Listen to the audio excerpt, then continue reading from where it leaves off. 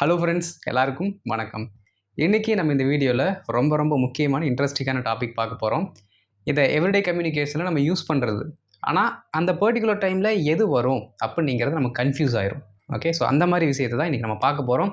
So இதான் நம்ம சேனலுக்கு நீங்கள் ஃபஸ்ட் டைம் வந்திருக்கீங்க அப்படின்னா நம்ம சேனலை மறக்காமல் சப்ஸ்கிரைப் பண்ணிக்கோங்க, பெல் பட்டனை கிளிக் பண்ணி வச்சுக்கோங்க. அப்போ தான் நான் போடுற வீடியோஸ் உங்களை வந்து சேரும். தெரிஞ்சவங்களுக்கு ஷேர் பண்ணுங்கள். ஓகே, அண்டு ஃப்ரம் த பிகினிங்லேருந்து கடைசி வரைக்கும் வீடியோவை ஸ்கிப் பண்ணாமல் பாருங்கள். அப்போ தான் ஒரு ஃபுல் அண்டர்ஸ்டாண்டிங் கிடைக்கும். ஓகே, வீடியோக்குள்ளே போயிடலாம். ஃப்ரெண்ட்ஸ், நீங்கள் நிறைய பேர் நான் ஆன்லைன் கிளாஸ் கண்டக்ட் பண்ணுறேன்னா அப்படின்ட்டு கமெண்ட் பண்ணியிருந்தீங்க. நானும் அதை பார்த்தேன். அதனால இந்த மெயில் ஐடிக்கு நீங்கள் என்ன பண்ணுங்கன்னா மெசேஜ் பண்ணுங்கள். இப்போ கிளாஸோட டீட்டெயில்ஸ் எல்லாத்தையுமே நாங்கள் உங்களுக்கு டீட்டெயிலாக அனுப்புகிறோம். உங்களுக்கு அதெல்லாம் கன்வீனியண்ட்டாக இருந்துச்சுன்னா நீங்கள் ஜாயின் பண்ணி ப்ராக்டிஸ் பண்ணிக்கலாம் நம்ம கூட. இப்போ நார்மலாக பார்த்தீங்கன்னா ஒரு கேள்வி கேட்கும்போது, அதுவுமே கொஞ்சம் அக்ரெசிவாக கேட்கும்போது, இல்லாட்டி ஒரு விஷயத்தை நல்லா தெளிவுபடுத்துறதுக்காக நம்ம என்ன பண்ணணும், இந்த மாதிரி கேள்வியில் கேட்போம். யார் யாருக்கிட்ட, ஓகே, யாருக்கிட்ட அந்த பொருளை கொடுத்தது, யாருக்கிட்ட வேலை செய்கிறது, புரியுதுங்களா? யாருக்கிட்ட சொல்கிறது, நீ எல்லாம் சொல்லுமா, யார்கிட்டடா சொல்கிறது, அப்போல்லாம் நம்ம கேட்போம்ல, அந்த டோனில் வர்றது. ஓகே, அப்போ அண்டு தமிழில் பார்த்தீங்கன்னா யார் எல்லாமே டபுள் யார் வந்திருக்கு. அப்போது நம்மளோட பேசிக் அண்டர்ஸ்டாண்டிங் படி யார் அப்படின்னாலே ஹூ அப்படிங்கிற வார்த்தையை யூஸ் பண்ணுவோம். அப்போது இங்கிலீஷ்க்கு நம்ம அந்த கேள்வியை கேட்கும்பொழுது எப்படி 2 டைம் ஹூ யூஸ் பண்ணுறது அப்படிங்கிற டவுட் வரும். ஓகே, அதைத்தான் நம்ம இன்றைக்கி பார்க்க போகிறோம். சரிங்களா? பாருங்கள், யாருக்கிட்ட, யாருக்கு. ஓகே, ரெண்டுமே மீனிங் ஒன்று தான். யாருக்கிட்ட, யாருக்கிட்ட வேலை செய்கிறது. இன்னொன்று யாருக்காக வேலை செய்கிறது, யாருக்கு வேலை செய்கிறது. ஓகே, மீனிங் பார்த்தீங்கன்னா ஒரே மாதிரி தான் வரும் இந்த ரெண்டும். ஓகே, யாருக்கிட்ட, யாருக்கு. அடுத்து யாருக்கெல்லாம் ஒன்றா எழுதியிருக்கேன், இதை பிரித்து எழுதியிருக்கேன், அவ்வளோதான். யாருக்கெல்லாம் டீ வேணும், யாருக்கெல்லாம் டீ வேணும். ஓகே, ரெண்டும் சேம் தான், பிரித்து மட்டும் எழுதியிருக்கேன்.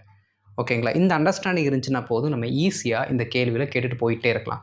சரிங்களா? இப்போ பாருங்கள், யார் அப்படின்னாலே நம்ம இங்கிலீஷில் யூஸ் பண்ணுற கேள்வி சொல் என்ன அப்படின்னா ஹூ. இதைத்தான் நம்ம யூஸ் பண்ணுவோம். சரிங்களா? அப்போ இன்னொன்று யார் இருக்குன்னா யாருக்கிட்ட. ஓகே, த ரிசீவர் இல்லாட்டி இன்னொரு பர்சனை வந்து நம்ம கேள்விக்குள்ளே என்ன பண்ணுறோன்னா உட்படுத்துகிறோம். அந்த மாதிரி வரும்போது என்ன பண்ணிக்கலாம் அப்படின்னா, இங்கே பாருங்களேன், இந்த யாரை அப்படிங்கிற வார்த்தைக்கே நம்ம என்ன வச்சுருக்கோம்னா ஹூம் அப்படிங்கிற வார்த்தை தான் வச்சுருக்கோம். இதை நம்ம யூஸ் பண்ணிக்கலாம். சரிங்களா? யாருக்கிட்ட, டு ஹூம், யாருக்காக, ஃபார் ஹூம். புரியுதுங்களா? இது மட்டுமே போதும் நமக்கு. ஓகே, ஸோ இந்த ரெண்டும் நமக்கு இப்போ தெரிஞ்சிருச்சு. அப்போ இதுக்கான ஃபார்முலா என்ன? ஃபார்முலா ரொம்ப சிம்பிள். ஹூ போட்டுக்கோங்க ப்ளஸ் வேர்ப். அது என்ன வேர்பாக வேணால் இருக்கட்டும், ப்ரெசண்ட்டு, பாஸ்ட்டு, ஹெல்பிங் வேர்ப் எது வேணால் இருக்கட்டும். நீங்கள் எப்படி சொல்ல போகிறீங்களோ அதுக்கான வேர்ப் ஃபார்மேட். அடுத்து ஹூம், அவ்வளோதான். இதுதான் ஃபார்மெட்டு ஒரு கேள்விக்குறி. ஏன்னா நம்ம கேள்வி தானே கேட்குறோம். சரிங்களா? பாருங்கள், ஃபஸ்ட்டு ஹூ வந்துடணும், அதை தொடர்ந்து ஒரு வேர்பு, அதை தொடர்ந்து ஹூம் அப்படிங்கிற வார்த்தை வரணும். கேள்வி முடிந்து விட்டது. ரொம்ப சிம்பிள். ஓகே, அடுத்து பாருங்கள், யாருக்கெல்லாம். ஓகே, அப்போது இந்த யாருக்கெல்லாம் நீங்கும் போது நம்ம என்ன பண்ணிடுறோம்னா 2 ஆளாக பிரிக்கல, எல்லாத்தையும் ஒரே டேர்ம்குள்ளே கொண்டு வந்துடுறோம். புரியுதுங்களா? இங்கே யாருக்கிட்ட அப்படிங்கும் போது நம்ம 2 ஆட்களை பிரித்து சொல்கிறோம். யாருக்கெல்லாம் அப்படின்னு நம்ம சொல்லும்போது எல்லாரையுமே ஒரு கேங்குக்குள்ளே, ஒரு செட் ஆஃப் குரூப்புக்குள்ளே கொண்டு வந்துடுறோம். அப்போது அங்கே ஒரு ஹூ போதும். ஓகே, அந்த மாதிரி கேள்விக்கு ஒரு ஹூ போதும். ப்ளஸ் ஒரு மொத்த குரூப்பையே கேட்குறோம் அப்படின்னா ஹூ ஆல், அவ்வளோதான். இந்த வார்த்தை மட்டும் தெரிஞ்சால் போதும். நம்ம என்ன பண்ணிடலாம்னா ஈஸியாக சென்டென்ஸை மேக் பண்ணிடலாம். புரிஞ்சுங்களா? இதுதான் பேசிக். இதை வச்சு ஒரு சில எக்ஸாம்பிள்ஸ் நம்ம பார்த்தோம் அப்படின்னா ஈஸியாக அண்டர்ஸ்டாண்ட் ஆயிரும். எக்ஸாம்பிள்ஸ் போயிடலாம். இப்போ பாருங்களேன், ஒரு சில வார்த்தைகள் அந்த பக்கம் எழுதி வச்சுருக்கேன். நீங்கள் ஒரு நல்லா கவனிக்கணும். ஃபார்முலாவில் ஹூ கொடுத்துருக்கோம், வேர்பு கொடுத்துருக்கோம், ஹூம் கொடுத்துருக்கோம். ஓகே, ஹூ, வேர்ப், ஹூம் கொடுத்துருக்கோம். சரிங்களா? ஆனால் அந்த வேர்பு பார்த்திங்க அப்படின்னா நம்ம பிளெயின் வேர்பு எப்படி யூஸ் பண்ணுவோமோ அப்படி யூஸ் பண்ணக்கூடாது. ஏன் அப்படின்னா ஒரு சில இடங்களில் பிளெயின் வேர்பு அப்படியே ஈஸியாக உட்காந்துக்கும். ஆனால் நாம் இதுக்கு முன்னாடி போட்டிருந்த வீடியோஸ் பார்த்தீங்கன்னு வச்சுக்கோங்களேன், ரைட் வருமா, ரைட் டு வருமா, ஸ்பீக் வருமா, ஸ்பீக் டு வருமா, லிசன் வருமா, லிசன் டு வருமா, அக்ரி வருமா, அக்ரி வித்து வருமானலாம் கிளியராக சொல்லி கொடுத்துருப்போம் எந்த டேர்ம் வரும் அப்படின்ட்டு. அப்போ அந்த மாதிரியான வார்த்தைகள் வரும் பொழுது நீங்கள் அதற்கு ஏற்ற ப்ரிப்போசிஷனோடு யூஸ் பண்ணணும். அப்போ தான் மீனிங் கரெக்டாக வரும். அது போடலைன்னா மீனிங் வராது. சரிங்களா? பாருங்கள், ஒர்க்குன்னா ஒருத்தருக்காக வேலை செய்கிறாங்க அப்படின்னாலே ஒர்க் ஃபார் தான், ஒர்க் டூலாம் வராது. Okay, work for okay, I was working for him அப்படி சொன்னீங்கன்னா correct. Okay, I work to him சொன்னீங்கன்னா தப்பு. நான் அவர்கிட்ட வேலை செஞ்சேன், தப்பு. ஐ ஒர்க் ஃபார் ஹிம், அது ஒரு ஃப்ரேஸ், அதை நீங்கள் மாற்ற முடியாது. ஒருவர் கூட ஒருவர் சம்மதிச்சு போகிறது என்னென்னா அக்ரி வித், அக்ரி வித், அதை நீங்கள் மாற்றி அக்ரி டூன்னு போட்டிங்கன்னா தப்பு. ஓகே, ஆனால் டீச் கிஃப்ட் அப்படின்னு சொல்லும்போது நீங்கள் சிம்பிளாக சொல்லிட்டு போயிடலாம், நான் அவருக்கு சொல்லிக் கொடுத்தேன். டீச்னால என்ன தான், ஒருத்தருக்கு சொல்லிக் கொடுக்குறது தான். ஓகே, யாரோ ஒருத்தர் அங்கே ரிசீவ் பண்ணுறாங்க. கிஃப்ட்னா டெஃபினட்டாக அங்கே யாரோ ஒருத்தர் என்ன பண்ணுறாங்க, அதை ரிசீவ் பண்ணுறாங்க. ஓகே, அடுத்து கம் ஃபார். கம் ஃபார் அப்படின்னா யாருக்காக நம்ம வந்தோம், ஓகே, யாருக்காக வர்ற அப்படின்னு சொல்லுவோம். ஆனால் கம் ஃபார் இருக்குது, இங்கே நீங்கள் டூவும் போட்டுக்கலாம். ஏன்னா கம் வந்து ரெண்டுத்துக்குமே அப்ளிகபிள். ஓகே, ரெண்டுத்துக்குமே applicable. I came for him, I came for him, நான் அவருக்காக வந்தேன். ஐ கேம் டு ஹிம், நான் அவர்கிட்ட வந்தேன். புரியுதுங்களா? ஸோ அந்த கம் ஃபார், கம் டு, இந்த மாதிரி எதுக்கு நான் சொல்கிறேன்னா, இந்த மாதிரி வேர்ப்ஸ் வரும்பொழுது அதற்கு பின்னாடி வரக்கூடிய ப்ரிப்போசிஷன்ஸை நீங்கள் தெரிஞ்சு வச்சுக்கணும். ஏன்னா அந்த ப்ரிப்போசிஷன்ஸ் தான் நல்லா கவனிக்கணும். இந்த ப்ரிப்போசிஷன்ஸ் என்ன பண்ணுன்னா இந்த ஹூமுக்கு முன்னாடி இடம்பெறும். அப்போ டூ ஹூமா ஃபார் ஹூமானிங்கிற கன்ஃபியூஷன் உங்களுக்கு வரும். அதுக்காக நான் சொல்கிறேன், சரிங்களா? ஸோ நீங்கள் ஹூமை மட்டும் மைண்டில் வச்சுக்கோங்க. ஆனால் வேர்பு கூட வரக்கூடிய ப்ரிப்போசிஷனை நல்லா ஞாபகம் வச்சுக்கோங்க. அதிகமாகலாம் ரொம்ப புதுசாலாம் வேர்பெல்லாம் நீங்கள் போட போகிறது கிடையாது. இந்த மாதிரி ரொம்ப காமனானதாக போட போகிறீங்க. அந்த காமனான வேர்ப்ஸு கூட என்ன ப்ரிப்போசிஷன் வருது அதை மட்டும் தெரிஞ்சுக்கிட்டால் போதும். ஓகே, பாருங்கள். இப்போ எக்ஸாம்பிள்ஸ், யார் யாருக்கிட்ட மன்னிப்பு கேட்பது, யார் யார்கிட்ட மன்னிப்பு கேட்குறது அப்படிங்கிற சவுண்டில் தான் அது வருது. அப்படின்னா யார் யார்கிட்ட மன்னிப்பு கேட்க வேண்டும், வேண்டும் வந்துருச்சா? அப்போ வேண்டும் அப்படின்னாலே அது என்ன மாதிரியான வேர்ப் ஃபார்மெட்டில் வரும் அப்படிங்கிறது நீங்கள் ஈஸியாக கண்டுபிடிச்சிருவீங்க. ஓகே, ஃபஸ்ட்டு பாருங்கள், யார் யார்கிட்ட மன்னிப்பு கேட்பது. அக்கார்டிங் டு த ரூல் நம்ம என்ன பண்ணிக்கலாம் அப்படின்னா, இந்த வேர்பை தவிர மீதி ரெண்டுத்தையும் போட்டுடலாம், சரிங்களா? ஓகே, ஹூ, ஒரு வேர்புக்கு ஒரு இடத்த விட்டுறலாம், விட்டுட்டு இங்கே ஹூம் போட்டுடலாம். ஓகே, ஒரு கேள்விக்குறி. Who whom, who whom. Okay, அடுத்து மன்னிப்பு கேட்பது, மன்னிப்பு கேட்க வேண்டும், மன்னிப்பு கேட்க வேண்டும். அங்கே எழுதி வச்சிருக்கிறதுல பாருங்கள், அப்பாலஜைஸ் டு அப்படிங்கிறத மன்னிப்பு கேட்பதற்கான சரியான வார்த்தை. மன்னிக்கிறதுக்கு அப்பாலஜைஸ், ஆனால் அந்த அப்பாலஜைஸ் அப்படிங்கிற வார்த்தை என்றைக்குமே டூ அப்படிங்கிற ப்ரிப்போசிஷனை தொடர்ந்து தான் வரும். நல்லா ஞாபகம் வச்சுக்கணும். ஏன்னா ஒருத்தர்கிட்ட நம்ம அப்பாலஜைஸ் பண்ண போகிறோம்ல, ஒருத்தர்கிட்ட தான் மன்னிப்பு கேட்போம். ஸோ அதனால் அந்த டூ அப்படிங்கிற ப்ரிப்போசிஷன் வர வேண்டும். ஓகே, சரி கவனிங்க. அப்பாலஜைஸ் டு, அப்போது நமக்கு இந்த மன்னிப்பு கேட்பதற்கான வார்த்தைக்கு சரியான ஆங்கில வார்த்தை கிடச்சிருச்சு, அப்பாலஜைஸ் டு. ஓகே, கேட்க வேண்டும், அந்த வேண்டும் இருக்குல்ல, அதற்கான வார்த்தை நம்ம ஆங்கிலத்தில் எதை யூஸ் பண்ணிக்கலாம்னா ஷுட் அப்படிங்கிற வார்த்தையை யூஸ் பண்ணிக்கலாம், சரிங்களா? இப்போ பாருங்க, ஹூ,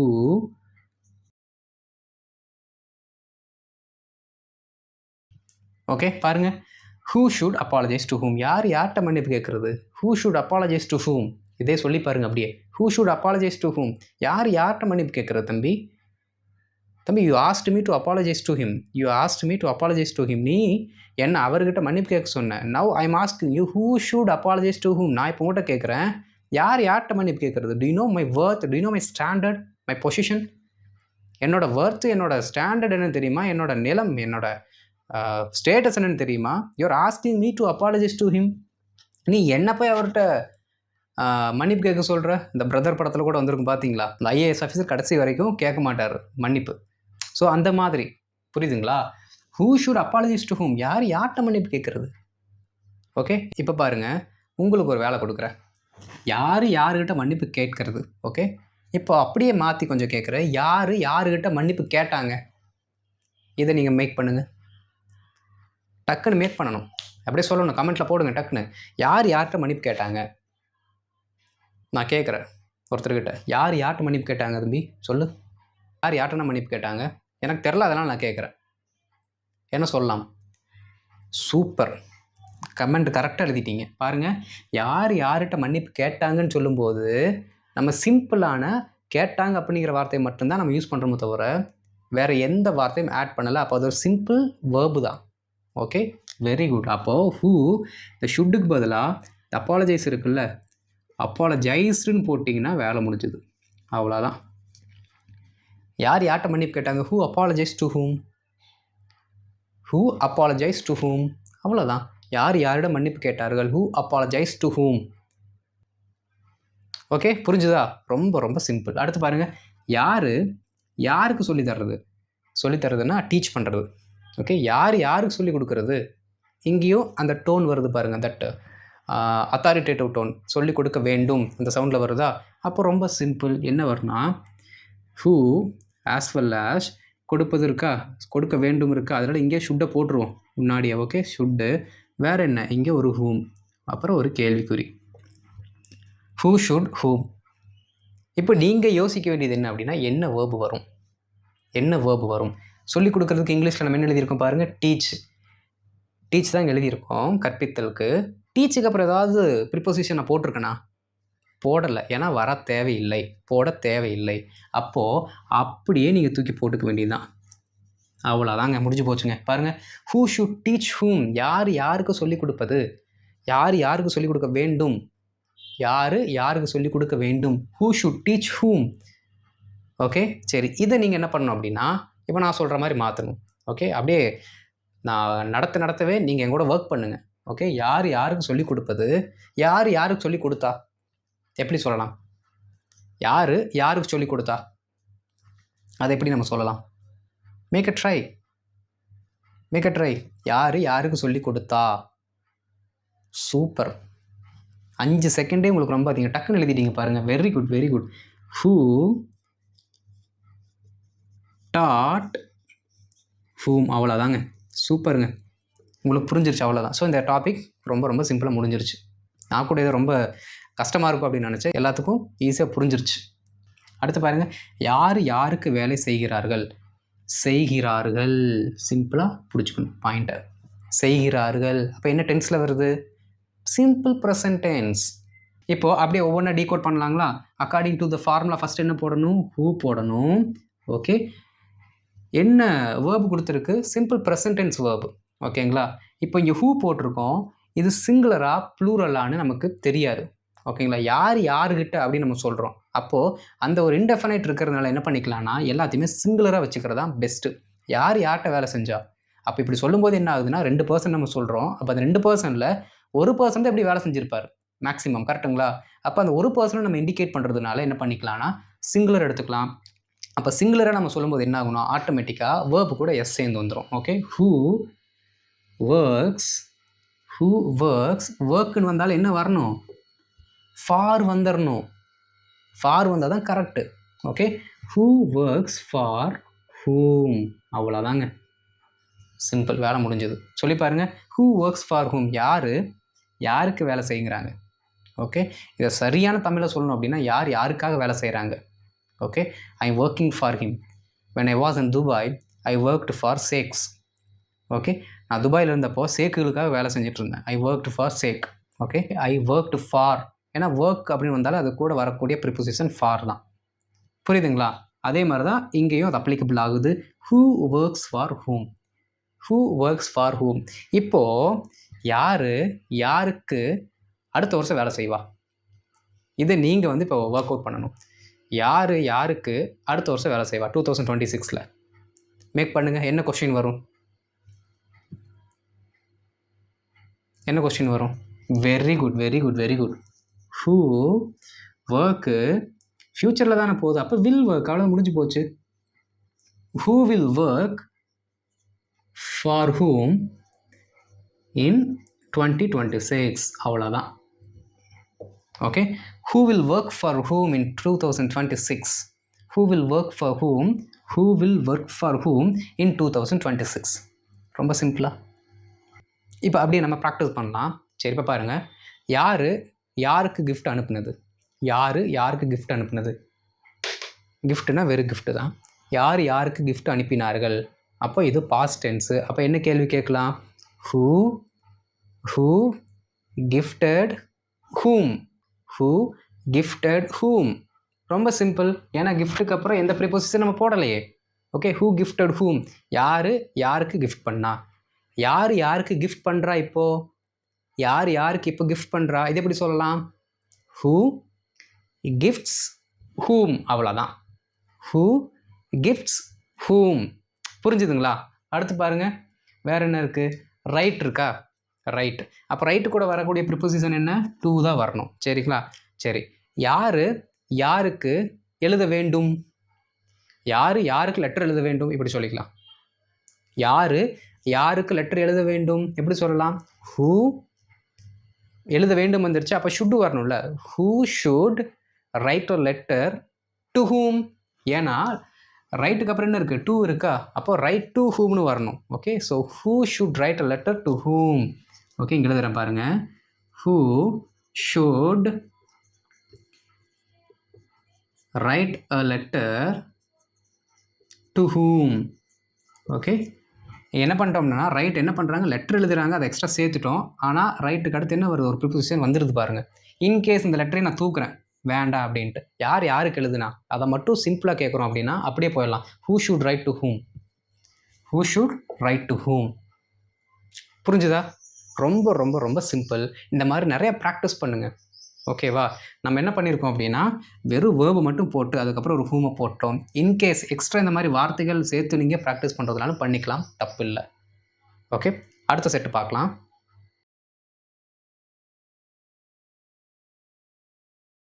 இப்போ அடுத்தது என்ன அப்படின்னா, நாம் யார் யாருன்னு சிம்பிளாக சொல்ல மாட்டோம், ஸ்பெசிஃபிக்காக சொல்லாமல் குரூப்பாக சொல்லிடுவோம். யாரெல்லாம் யாரெல்லாம் யாரெல்லாம் அப்படின்னு குரூப்பாக சொல்லிடுவோம்.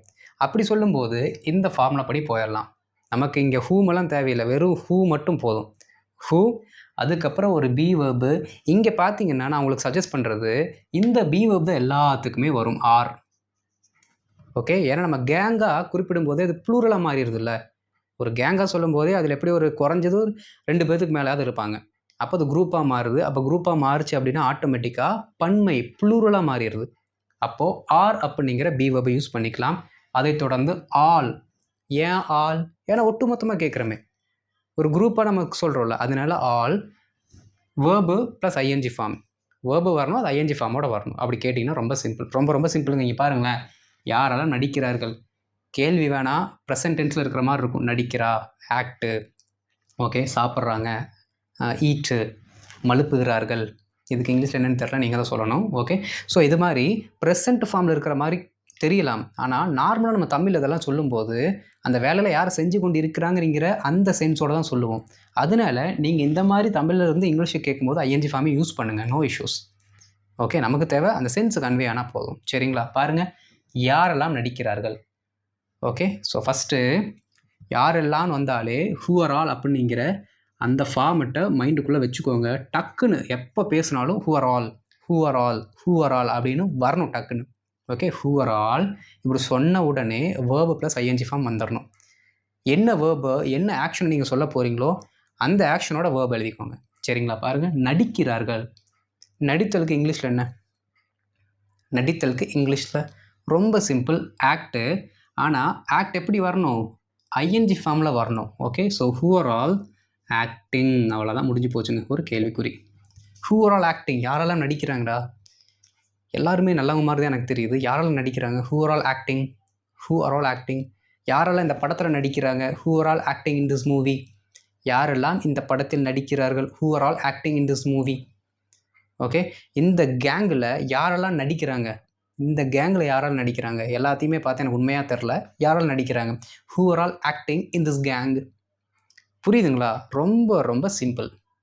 ஓகே, நீங்கள் அந்த யார் யாருக்கிட்ட அப்படிங்கிறது கூட கொஞ்சம் அப்படியே கான்சன்ட்ரேட்டாக பேசணும். இதெல்லாம் சிம்பிளாக பேசிட்டு போயிடலாம். ஏன்னா இதிலே உங்களுக்கு 90% ஆஃப் சென்டென்ஸ் முடிஞ்சு போயிடுது. ஹூ ஆர் ஆல் ப்ராக்டிஸில் வந்துடும். Who are all, who are all. Okay, அவ்வளோதான். பாருங்கள், யாரெல்லாம் தோசை சாப்பிடுகிறார்கள். நான் சொல்கிறதுக்கு முன்னாடி நீங்கள் ஆன்சர் எழுதிடுவீங்க. யாரெல்லாம் தோசை சாப்பிடுகிறார்கள், ரொம்ப சிம்பிள். ஹூ ஆர் ஆல் அப்படிங்கிற ஃபார்முலா அப்படியே எழுதிடலாம். Okay, who are all. இதை முடிஞ்சதும் என்ன வரணும், நமக்கு வேர்பு ஃபார்மர் தான் வரணும். தோசை நீங்கள் எழுதி வச்சிடக்கூடாது. ஹூ ஆர் ஆல் தோசைன்னு போட்டிங்கன்னா யாரெல்லாம் தோசைன்னு அர்த்தமாயிரும். ஓகே, ஹூ ஆர் ஆல் தோசான்னு போட்டிங்கன்னா யாரெல்லாம் தோசை. அப்போ எல்லாத்தையுமே நீங்கள் தோசையான்னு கேட்குறீங்க. ஓகே, அவங்க தோசை கிடையாது, அவங்க தோசையை சாப்பிட்றாங்க. புரிஞ்சுக்கணும். சரிங்களா? அப்போது ஃபார்முலா படி போயிட்டிங்கன்னா தப்பு வராது. ஹூ ஆர் ஆல் சாப்பிட்றதுக்கு என்ன? ஈட்டிங். என்னது? தோசை. அப்புறம் நீங்கள் இங்கே போட்டுக்கலாம் தோசாவை. போட்டிங்கன்னா தப்பு வராது. ஓகே, ஃபஸ்ட்டு ஃபார்முலா ஃபில் பண்ணணும், அதுக்கப்புறம் எக்ஸ்ட்ரா வார்த்தை போடணும். ஓகே, பாருங்கள், who are all eating dosa, who are all eating idli. Okay, who are all willing to eat dosa. No issues. இங்கே ஈட்டிங் பதிலாக வில்லிங் டு ஈட் நம்ம போடுறோம், அங்கே ஐஎன்ஜி ஃபார்ம் வந்துருச்சு. Okay, who are all coming with me, யாரெல்லாம் கூட வராங்க? Who are all coming with me, யாரெல்லாம் என்னுடன் வருகிறார்கள். புரிஞ்சுதுங்களா? ரொம்ப ரொம்ப சிம்பிள். ஓகே, யாரெல்லாம் மழுப்புகிறார்கள், first as per the law என்ன பண்ணிக்கணும், நம்ம அந்த ஃபார்மெட் எழுதிடணும். Who are all. நான் வெக்காபுலரி கிளாஸ் நடத்தும்போது I taught you this particular word. மழுப்புகிறார்கள், மழுப்புறது அப்படிங்கிறதுக்கு ஒரு இங்கிலீஷில் ஒரு வார்த்தை சொல்லி கொடுத்தேன். எத்தனை பேருக்கு ஞாபகம் இருக்குது? Let me check it out now. இப்போ நான் செக் பண்ணுறேன். Tell me what is the exact term for this particular word in English? கமெண்ட்டில் எழுதுங்க. Super super, correct. ஸ்பெல்லிங் மட்டும் தப்பு, பட் நீங்கள் எதை மீன் பண்ணுறீங்கிறது கரெக்டு தான். Very good. ப்ரிவேரிகேட், அப்போது ப்ரிவேரிகேட்டிங் எழுதிக்கலாம். ஓகே, ப்ரிவேரிகேட்டிங். ப்ரிவேரிகேட் அப்படின்னா மழுப்புதல்னு அர்த்தம். உண்மை சொல்லாமல் அப்படியே மூடி மறைச்சி ஏதோ ஒன்று சொல்கிறது. ஓகே, டைம் அப்படியே பாஸ் பண்ணுறது, கடைசி வரைக்கும் உண்மை சொல்லவே மாட்டாங்க, அதை மழுப்புறது. ஓகே, யாரெல்லாம் மழுப்புறாங்க? Who are all prevaricating. Who are all prevaricating, யாரெல்லாம் மழுப்புகிறார்கள்? Who are all prevaricating. Okay, யாரெல்லாம் நல்லவர்கள்? யாரெல்லாம் நல்லவர்கள் சொல்லுங்கள், எப்படி சொல்லலாம்? யாரெல்லாம் நல்லவர்கள். ஹூ ஆர் ஆல், பாதி நான் சொல்லிடுறேன், 90% ஒர்க் நான் பண்ணிடுறேன். ஹூ ஆர் ஆல், யாரெல்லாம் நல்லவர்கள். இங்கே நம்ம என்ன பண்ணலைன்னா ஆக்ஷனை கேட்கல, அவங்களோட நிலைமை மட்டும் கேட்குறோம். அப்போது எந்த ஐஎன்ஜி ஃபார்மும் நீங்கள் போட தேவையில்லை. Who are all the good people, அவ்வளோதான். Who are all the good people, யாரெல்லாம் நல்லவர்கள். யாரெல்லாம் கெட்டவர்கள்? Who are the bad people. Who are all the bad people. புரியுதா? ரொம்ப ரொம்ப சிம்பிளுங்க. ஓகே, இது தெரிஞ்சு வச்சுக்கிட்டீங்க அப்படின்னா இந்த மாதிரி சந்தர்ப்பங்கள் வரும்பொழுது ஈஸியாக கேட்டு போயிடலாம். நார்மலாக கேள்வி கேட்குறது அது ஓகே, பட் இந்த மாதிரி கேள்விகளை என்ன பண்ணுவோம் அப்படின்னா நம்மளை குழப்பி விட்டுரும். நிறைய பேர் நான் பார்த்துருக்கேன், அவங்க இந்த ஹூ ஆர் ஆல் போடும்போதே தப்பு பண்ணிடுவாங்க. இந்த ஹூ ஆர் ஆல்னு போட்டுட்டு அதுக்கப்புறம் ஐஎன்ஜி ஃபார்ம் போடாமல் வேறு ஏதாவது வெப் போட்டு போவாங்க. நான் நிறைய இந்த மாதிரி விட்னஸ் பண்ணியிருக்கேன். அந்த தப்பை நம்ம பண்ணக்கூடாது. ஓகே, ஹோம்ஒர்க் பார்த்துடலாம்.